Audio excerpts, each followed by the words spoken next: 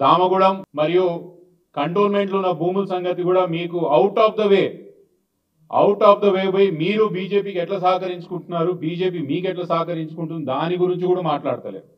ఆఖరికి ఆ మధ్యకాలంలో మీరు ఒక విషయం మాట్లాడారు. ఏమని? ఇది ఒక్క సంఘటన మీరు వినాలా?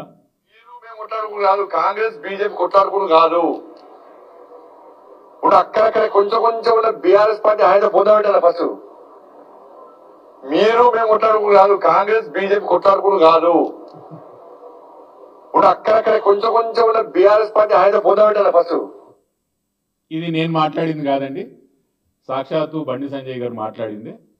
ఇప్పుడు నాకు కాంగ్రెస్కి ఏం సంబంధం ఉందా అని బండి సంజయ్ గారు మనకడడం కాదు, బండి సంజయ్ గారే ప్రజలకు చెప్తున్నారు మీరు నేను కొట్లాడుకోవడం కాదు, అంటే కాంగ్రెస్ బీజేపీ కొట్లాడుకోవడం కాదు, మన ఇద్దరం కలిసి బీఆర్ఎస్ని కథం పెట్టాలని సాక్షాత్తు బండి సంజయ్ గారు చెప్పారు. ఇది కూడా నేను సీరియస్గా తీసుకుంటలేదు.